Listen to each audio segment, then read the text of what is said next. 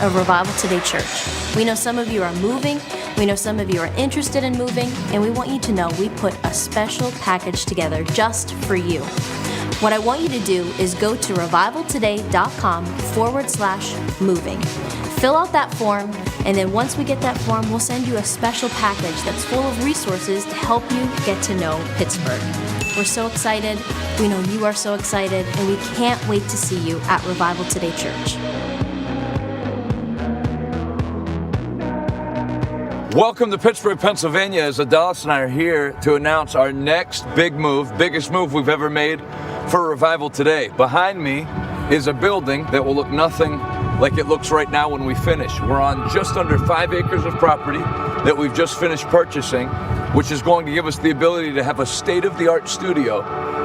And in that studio, something I've wanted to have for a long time, which is a live studio audience. It's going to be a 500-seat building when we finish with it that'll give us the ability to touch the world with our broadcasts. This facility is going to give me the ability to do what I've really missed, which is having you in the audience to minister to personally.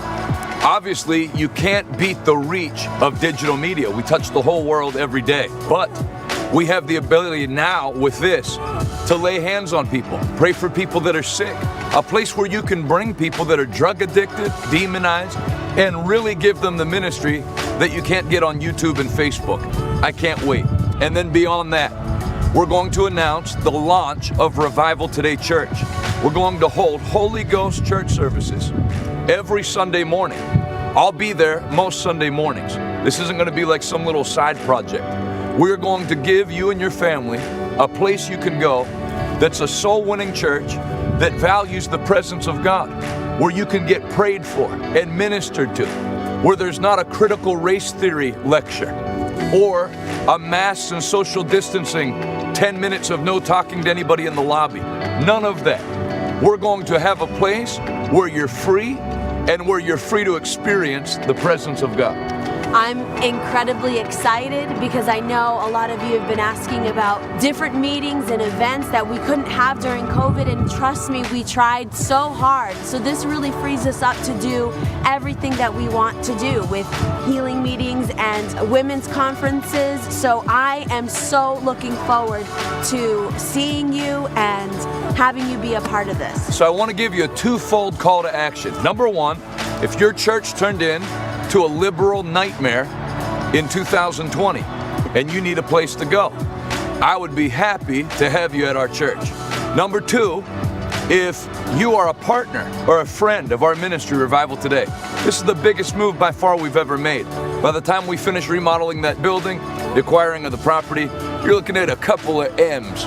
So if you would stand with us now, I'll say thank you ahead of time. Pray and ask the Holy Ghost what He would have you to do.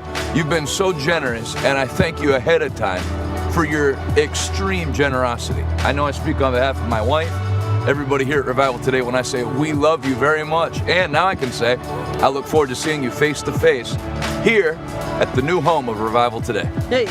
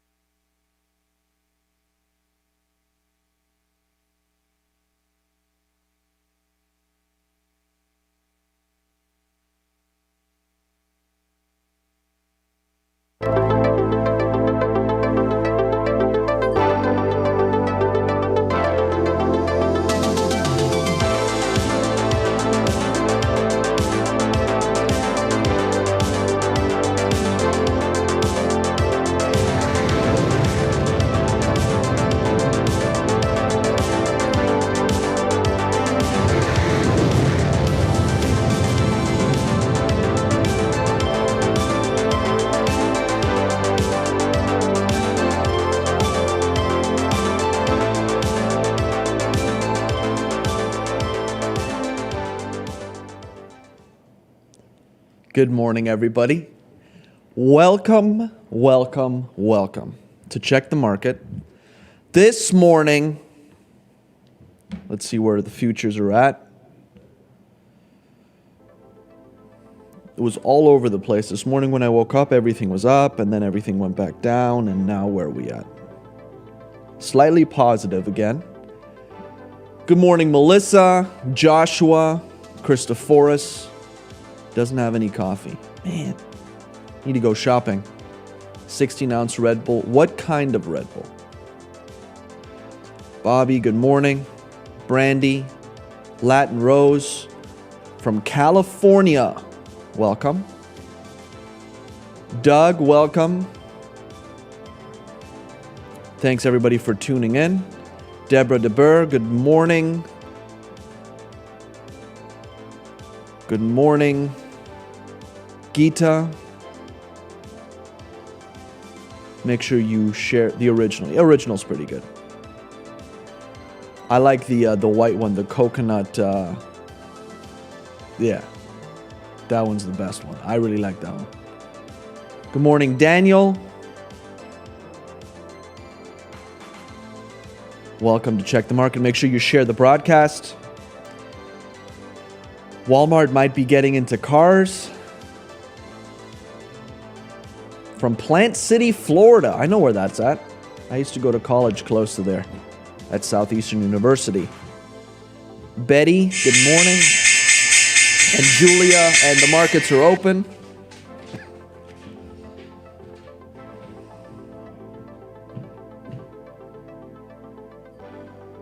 Try the white one, the white Red Bull. It's really good.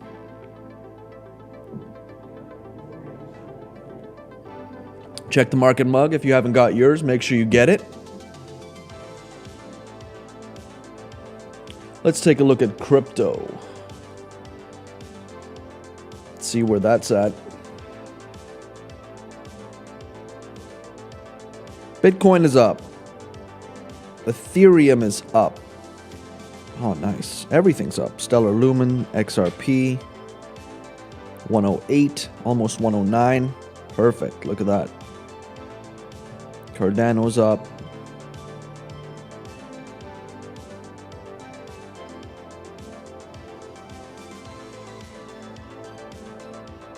Awesome. Greetings from India. Greetings to you in India. Ram, you seriously haven't tried it? The coconut one? You should try it. And Kenny, good morning. All right, let's get into it. Let's see what's going on today in the world of finance. The iPhone 13 came out yesterday. You know what? Let's do that article first. Let's just get it over with. That way I can talk about that a little bit. The iPhone 13 article, let's do that one first.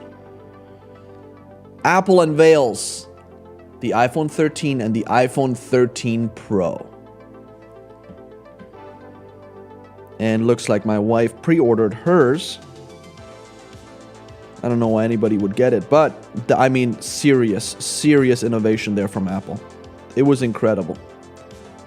What I saw yesterday, I probably haven't seen such a riveting release of an iPhone since the original iPhone, when Steve Jobs did it.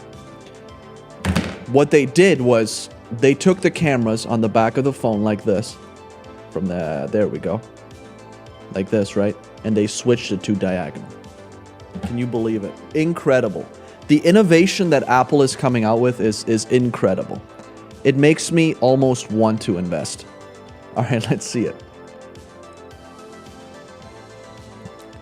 Apple debuted its new iPhone 13 during its virtual fall event on Tuesday. The new iPhone comes in 4 versions: the iPhone 13 mini, the iPhone 13, the iPhone 13 Pro, and the iPhone 13 Pro Max. Available September 24th, the phones range in prices from $699 to $1,099. While the design of the iPhone 13 remains largely unchanged from the iPhone 12, there are some small differences. For starters, the 2 rear cameras are now situated diagonally.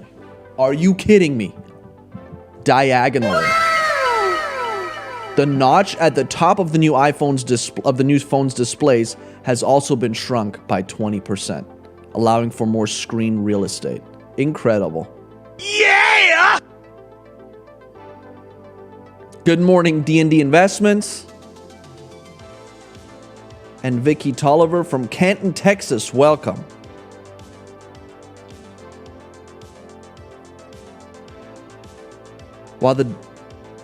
Allowing for more screen real estate. All right, let's continue. Let's see what else they got there.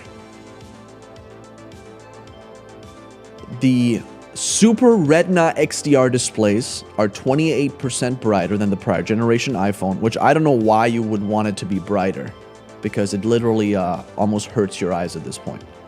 Then there's the new 5 nanometer A15 Bionic chip, which features 6 cores, 2 high-performance cores, and 4 for less intensive tasks. Apple says, it's incredible. The chip's CPU is 50% faster than the competition, while its GPU offers 30% better performance. So, you know how they used to say, well, this chip is better than the previous generations by so and so much. I don't think the chip is actually better than previous generations, so it's now 50% faster than the competition, but who knows which competition they're talking about. And I'm proud to be an American, where at least I know I'm free. As for the cameras, all new wide-angle camera. So there you have it. Oh, it's all Kofi. Who let Kofi control the sound back there? The capability will allow you to quickly change the point of focus for your videos, allowing you to make Hollywood-style movies with your smartphone. No need for Hollywood anymore. The iPhone, Apple has figured it out. Everybody is now a producer. Awesome. Well, there you have it. Game changer, iPhone 13. I can't wait for next year's when, I don't know what else they can do at this point. Change the positions of the camera. Maybe they'll move it to the other side of the phone. From there to there. That would be crazy. Yeah.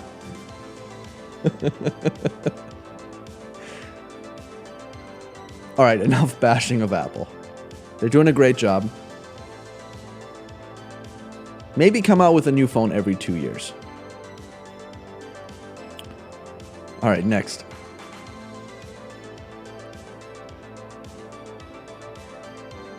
Big meat hits back at Biden administration for blaming inflation on industry. In a letter to the U.S. Department of Agriculture, Secretary Thomas Vilsack, the North American Meat Institute, said surging prices were a result of nationwide labor shortage. So there's some drama going on with the FDA, or the Department of Agriculture. A trade group that represents the nation's meat processors, including JBS USA, Cargill, and Tyson Foods, blasted the Biden administration Tuesday for accusing the industry of pandemic profiteering.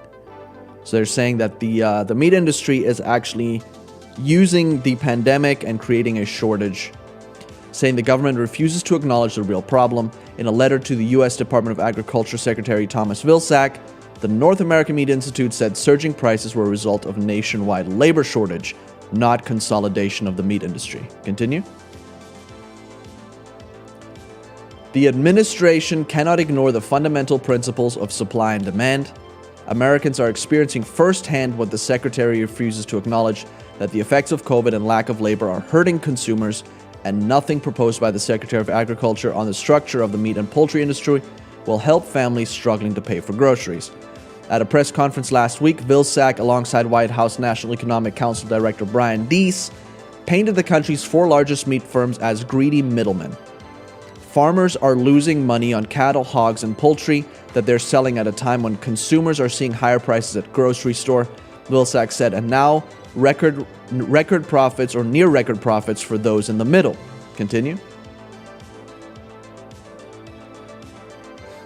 Those 4 firms are Minnesota-based commodity trader Cargill, Arkansas-based chicken producer Tyson Foods, and Brazil-based meat packer JBS, and Missouri-based National Beef Packaging Company, which is owned by Brazilian beef producer Mafric Global Foods.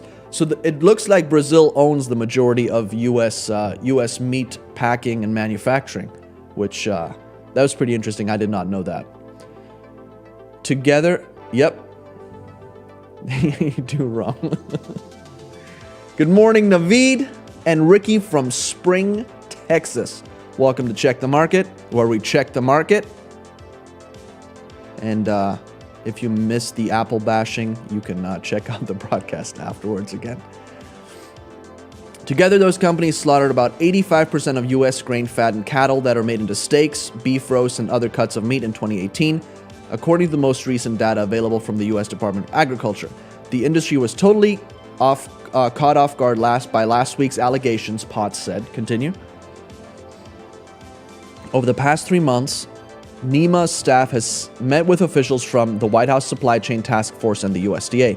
She noted in her letter that not once in any meeting did the White House or USDA staff suggest consumer prices were rising because of industry structure. Yeah, they're not going to say that to your face when you're donating to them.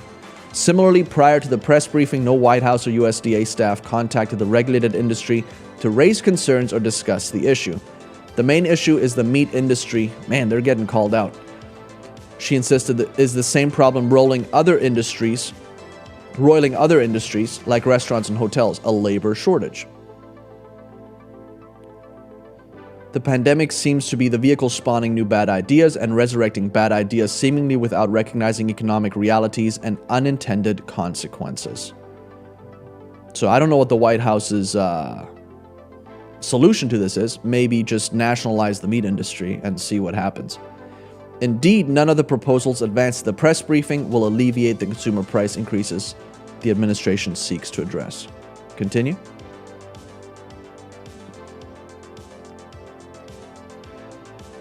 So it's labor shortages. That's what the meatpacking industry is saying, and not them raising the prices to make more profit. Good morning from Jersey Shore.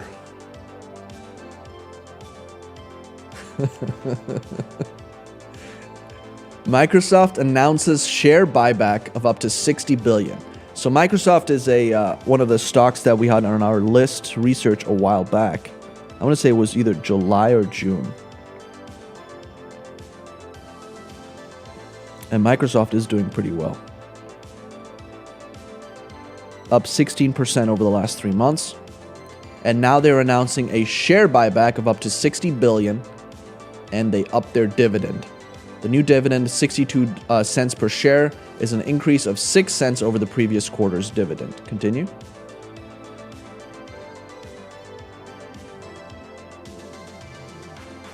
Continue. The new dividend of 62 cents per share is an increase of 6 cents over the previous quarter. Microsoft said on Tuesday its board had authorized a new share buyback program of up to $60 billion. While also raising the quarterly dividend by 11%, the new dividend of 62 cents per share is an increase of 6 cents over the previous quarter's dividend. Microsoft said the share buyback program, which has no expiration date, may be terminated at any time. Continue. The company's board also approved the appointment of Brad Smith as president and vice chairman of Microsoft. While Smith already serves as the president of the company, Microsoft said that vice chair was an updated executive role for him. Continue. SpaceX. We got some SpaceX news. Is set to make history with first all-civilian crew launched into orbit.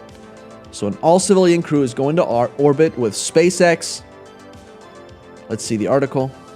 SpaceX is a company that I am interested to see when it goes public.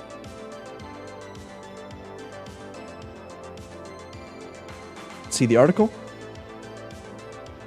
The latest in a recent line of space-obsessed billionaires was set for lift. The latest? No. Elon Musk was the first. Okay, let's get that straight. The latest in a recent line of space-obsessed billionaires was set for liftoff on Wednesday, when 3 less wealthy private citizens along for the ride aboard a SpaceX rocket ship, seeking to become the first all-civilian crew launched into Earth orbit.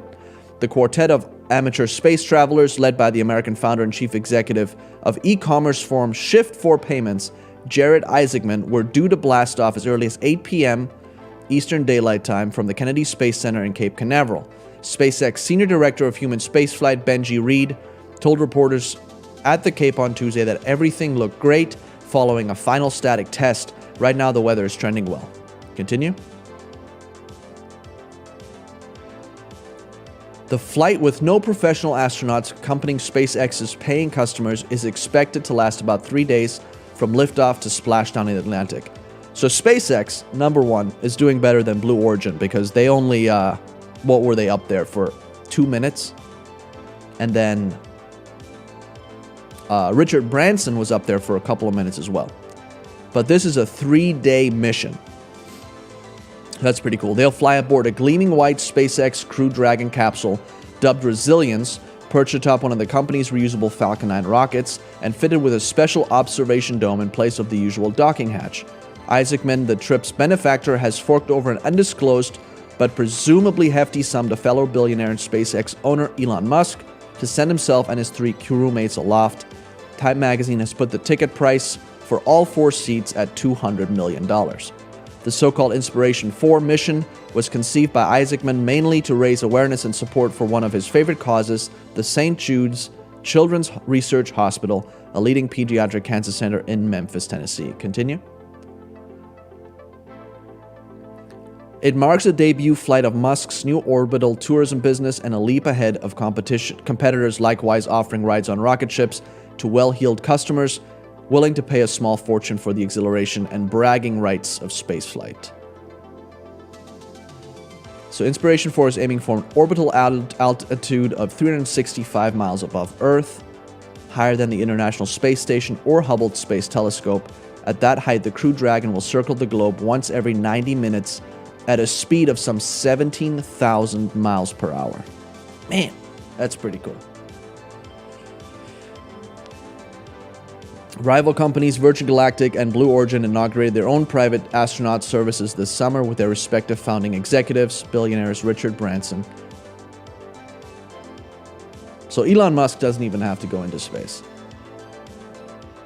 What a guy. The real-life Iron Man.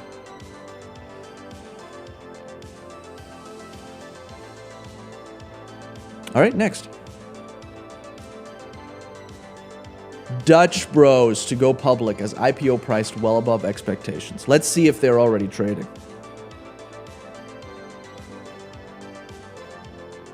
Usually around 10:30. Sometimes it takes until the afternoon for them to start trading. Let's see the article. Dutch Bros, ticker symbol BROS, is set to debut on the public markets Wednesday after the initial public offering of the Oregon-based operator of drive-through shops that serve hot and cold drinks priced overnight at $23 a share. So they were looking at $18 a share yesterday, and that's where it priced in. Well above the expected range of between $18 and $20 a share, the company sold 21.05 million shares in the IPO to raise $484 million. The stock is expected to begin trading Wednesday on the New York Stock Exchange under the ticker symbol BROS. The company is going public at a time that the Renaissance IPO ETF has gained 7.4% over the past 3 months, while the S&P 500 has tacked on 4.6%. So Dutch Bros should be trading at some point this afternoon, and we'll see where it's trading at tomorrow. If you want to get in the frenzy of trading, see if you can make some money. That's going to be higher risk. Who knows? You might make some money. Next article. Higher taxes are necessary to invest and compete globally, U.S. Commerce Secretary. I don't know how this makes sense, but let's take a look at it.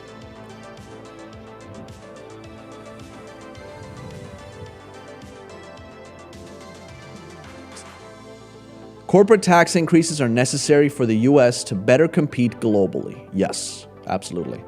The U.S. Commerce Secretary Gina Raimondo told Yahoo Finance Live in an interview House Democrats are out with a proposal to raise the tax on companies with income of at least $5 million to 26.5%. If American business is going to compete, we need these investments. And then the question is, how do you pay for them? I don't know any business leader who thinks that it would be responsible of the president to operate this government as if he had a blank check, which that's how they're operating the government. While the Democrats' proposal is lower than Biden's initial 28% plan, Raimondo said Biden is open to compromise on the tax rate. Raimondo highlighted a number of areas where she says the U.S. needs to catch up. We need better trained workforce. We need workers who have digital skills. That's what universities are for. That's what companies are for. If the companies have more money, they can better train their workforces. I don't understand why the government has to train the workforce. We need workers who have digital skills. We need every American to have broadband and to be digitally literate. Again, if you stop taxing corporations, they can make these investments instead of you forcing them to do it. Continue.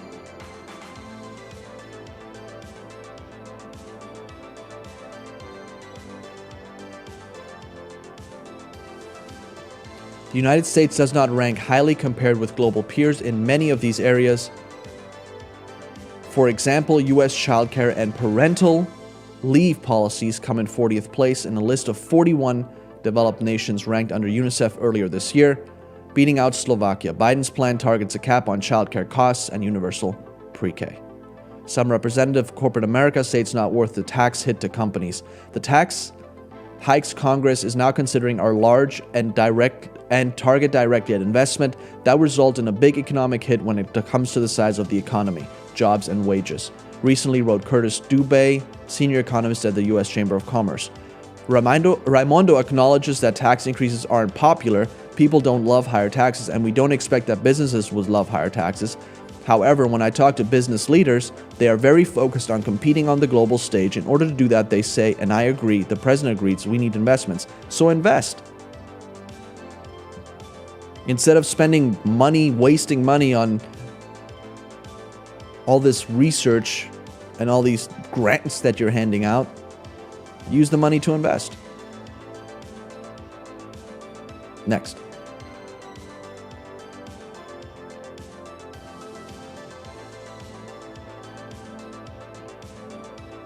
Good morning, David. I see MViz in the $12 range. I put a limit order, 1240, broke through, 1290. It hit twice, keep going down technically. MViz. Take a look. Microvision.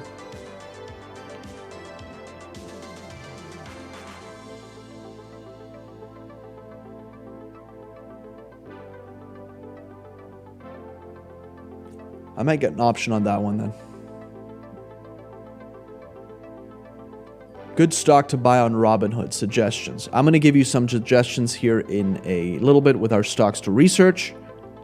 There might be some in there that you can use to invest. And it depends on what your risk level is for those, what you're comfortable in. All right, next. Walmart tests self-driving cars in multiple cities with Ford and Argo AI. So Walmart's getting into the vehicle industry, automobile industry, I guess. Let's take a look at it. Walmart is expanding its self-driving vehicle program to include Ford Motor and Argo AI, an autonomous car startup backed by the automaker. The company said Wednesday that the collaboration will use Ford Escape hybrids with Argo AI technology for Walmart deliveries in Miami, the District of Columbia, and Austin, Texas. The program will allow Walmart customers to place orders of groceries and other items online for door-to-door autonomous delivery. We're excited to expand our autonomous delivery efforts in 3 new markets alongside Argo and Ford, said Tom Ward, Walmart U.S. Senior Vice President of Last Mile Delivery. The collaboration will further our mission to get products to the homes of our customers with unparalleled speed and ease, and in turn will continue to pave the way for autonomous delivery. Ford and Walmart operated a pilot program with self-driving vehicles in 2018. The retail giant currently operates self-driving delivery pilots with Gatik and General Motors-backed Cruise. In addition to the partnerships, Walmart took an undisclosed stake earlier this year in Cruise.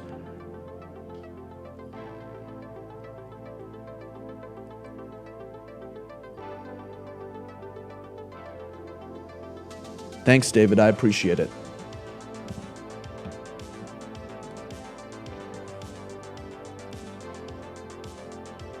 All right, next. Ray Dalio, U.S. spending more than it's earning. No, really. So Ray Dalio is one of the most successful hedge fund investors. He's a billionaire of Bridgewater Associates.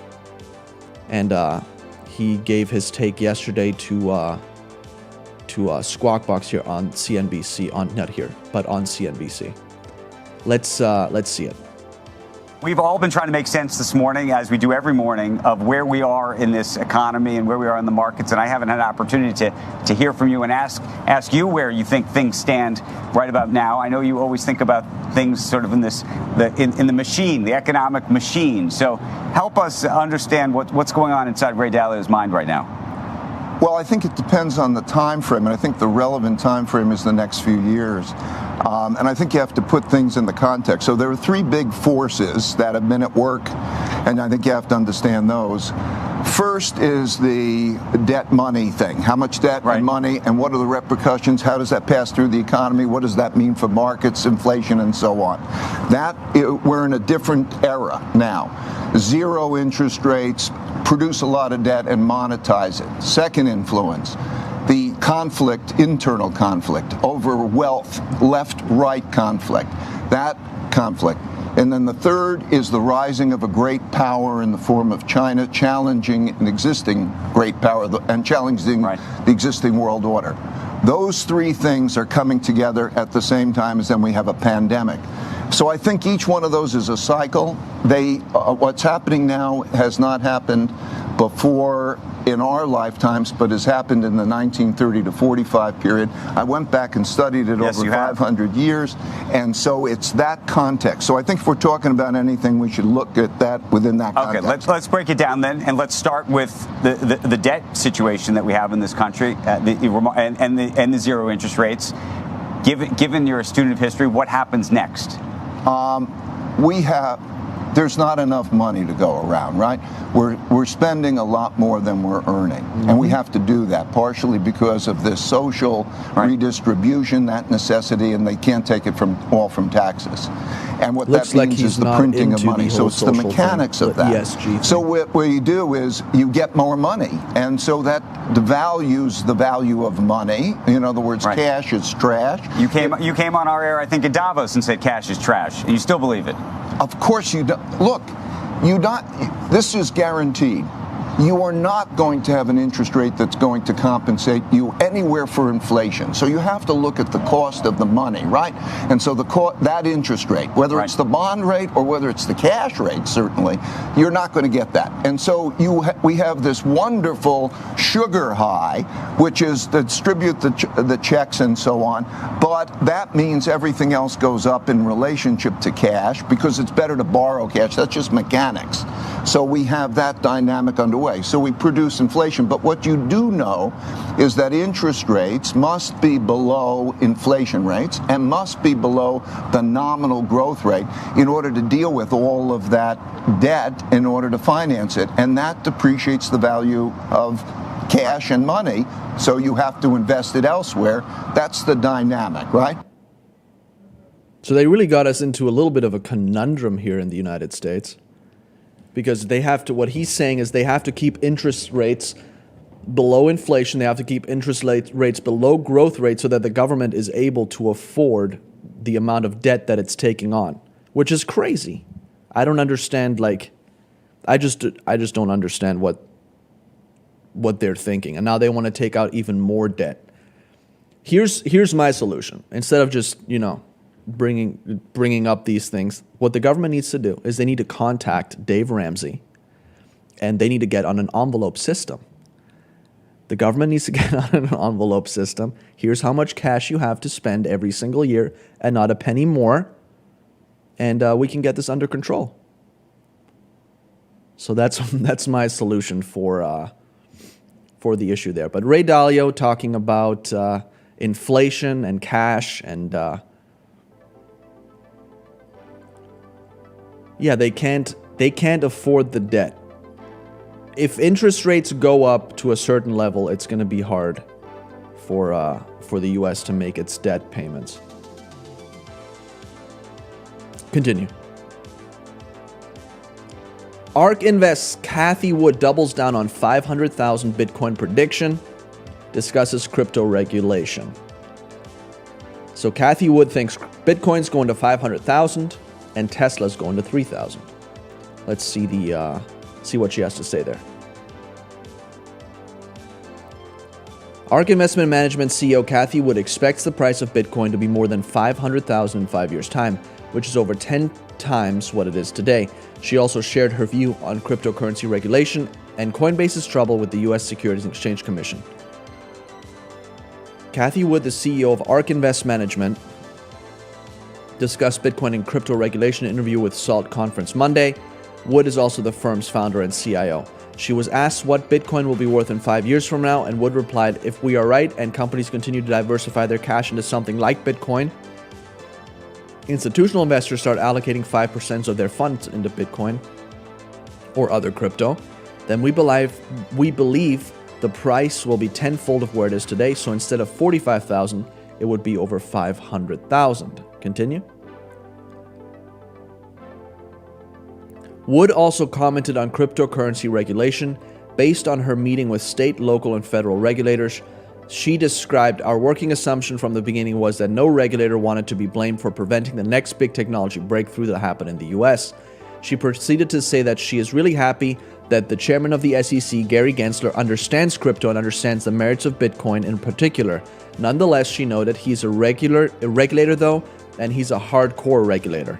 The CEO of ARK Invest then talked about cryptocurrency exchange Coinbase, trouble with the SEC. Continue.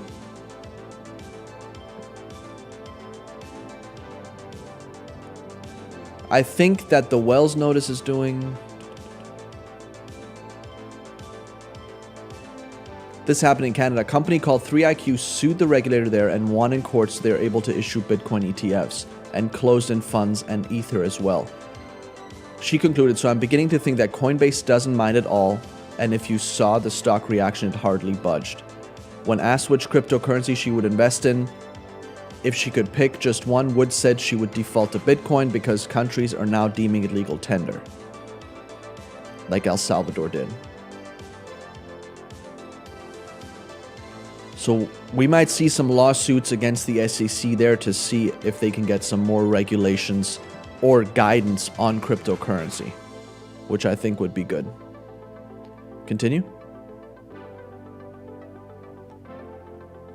Global investment bank Morgan Stanley, so that's one of the biggest investment banks, launches dedicated cryptocurrency research team.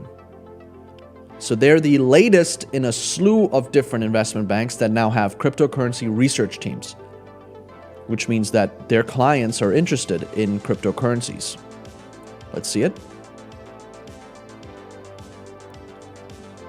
Morgan Stanley is launching a dedicated cryptocurrency research team, Bloomberg reported Monday, citing the bank's internal memo to staff it has seen. Led by Sheena Shah, the firm's cryptocurrency analyst, the firm will research cryptocurrencies' impact on both equities and fixed income globally. Shah will be based in London, where she'll report to Adam Wood, who leads Morgan Stanley's fintech and payments research team in Europe.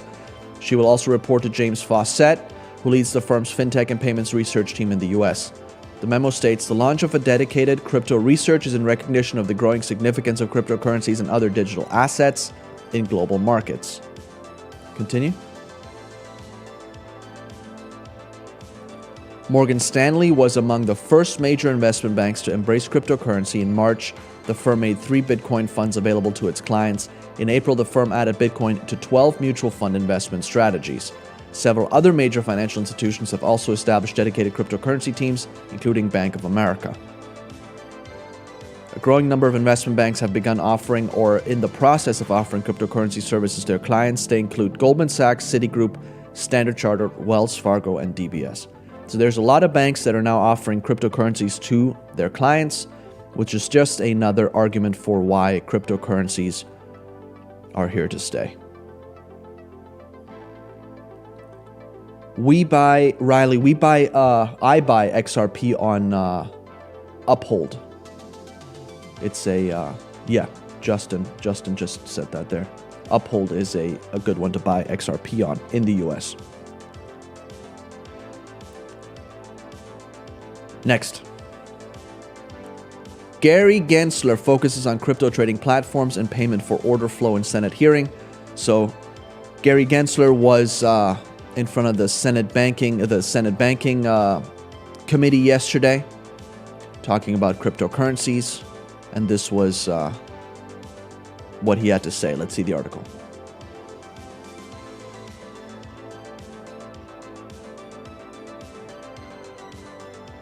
Securities and Exchange Commission Chairman Gary Gensler said he was taking a hard look at cryptocurrency trading platforms in a hearing Tuesday, which he called for more funding for the regulatory agency. So it was all about funding. It's all about money. It's not about issuing guidance and whatnot for all these cryptocurrency platforms so they can keep working without having to be worried about getting shut down by the SEC at some point. So, continue.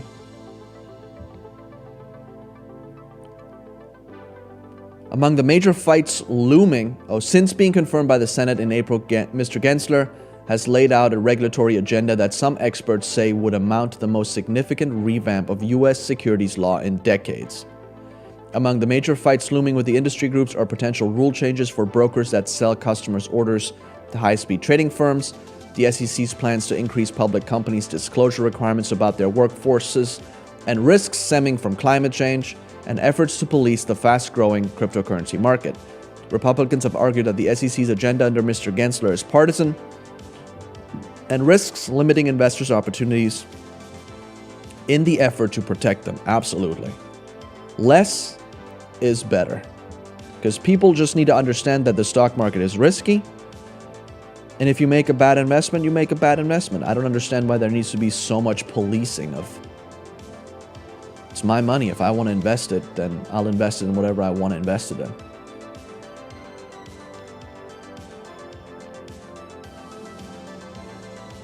But it's all about policing and getting more money, basically. That's what Gary Gensler said. Gensler is definitely terrible for crypto. Let's go into the stocks to research for today.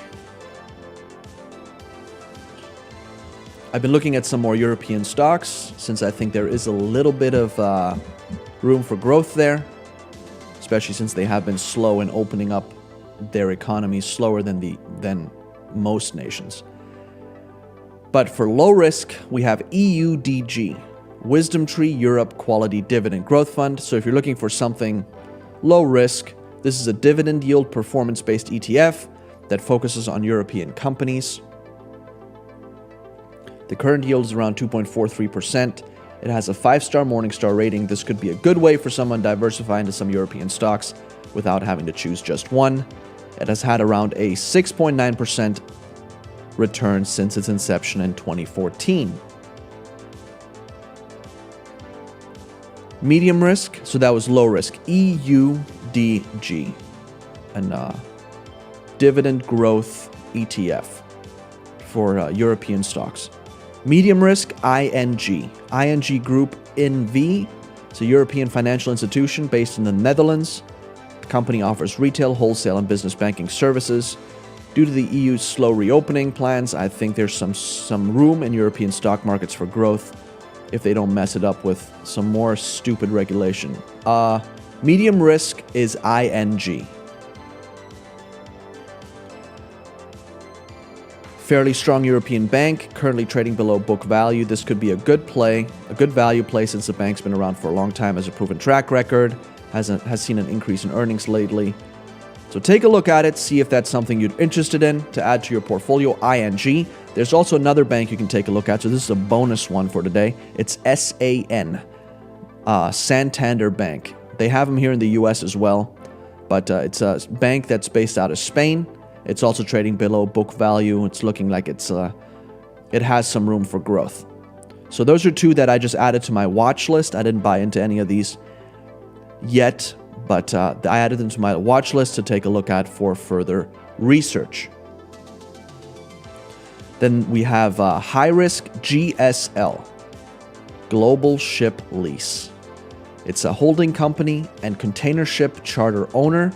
The company's activities consist in the ownership and chartering of container ships. It's based in the United Kingdom. It has a fleet of around 43 container ships, of which 25 are post-Panamax, which are very wide container ships.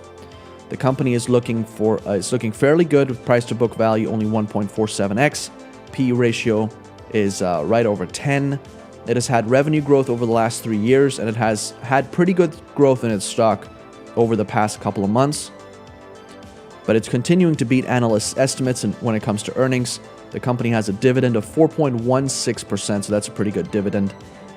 And with the current demand for container ships around the world, it might be a good company to invest in. I would personally, if I invested in this company, I would look to get a quick 10% return. I think it's trading in the 20s right now, and sell it. Some risks include, for this company, large amount of debt from purchasing ships. It'll also go down should there be a global economic downturn, shutdowns, whatever else, then this company could lose value very quickly. But Global Ship Lease, GSL, for the high risk, take a look at it. See if that's something you might want to get into. There's a lot of Greek-based shipping companies that trade on the that you can trade as well, but a lot of them are just, I don't know, I just don't like them. This was one that I looked at, and they were fairly decent. So if that's something that you're interested in, you can take a look at that one. GSL, for high risk, try to get about 10% and get out. Medium ING or SAN, and then low EUDG. Those are the stocks to research for today. And let's see where the stock market is trading at right now.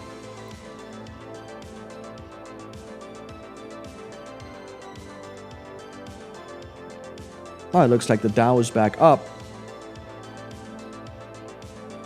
S&P is up slightly. The NASDAQ is down today. What a start to September there for the stock market already. It's just flat, down a little bit. Not as exciting.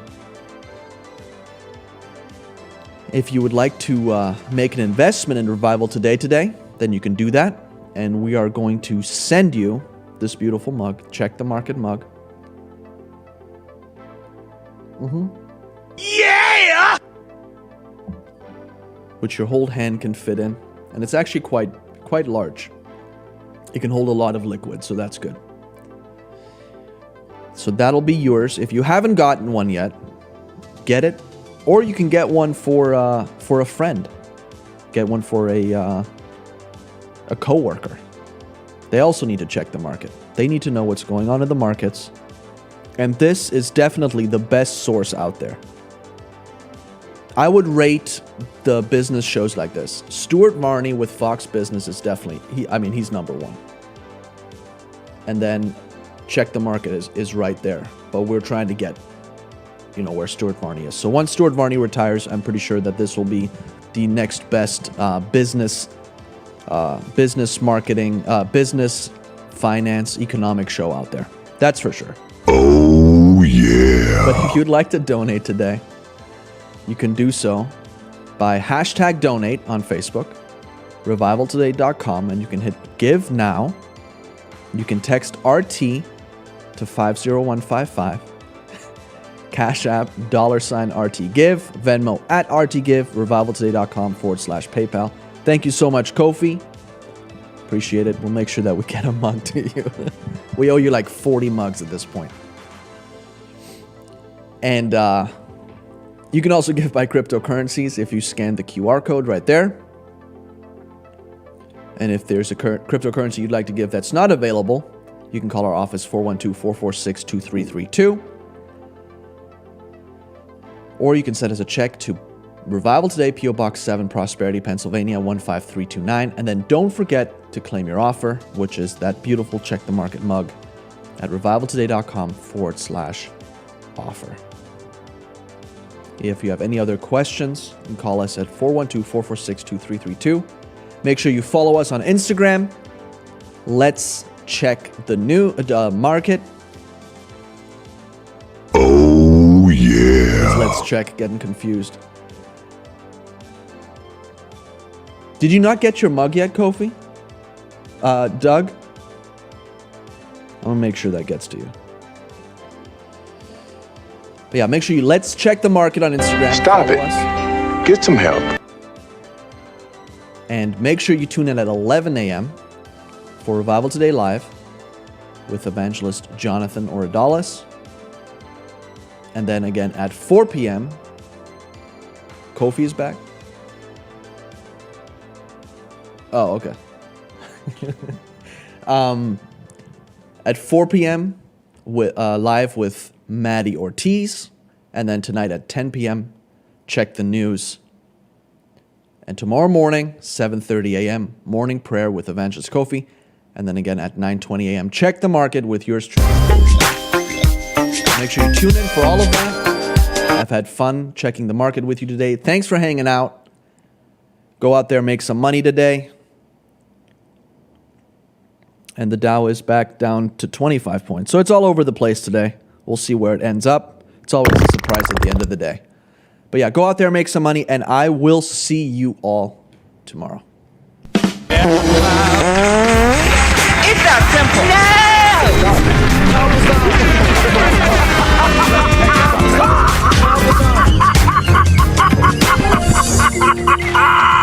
Very good.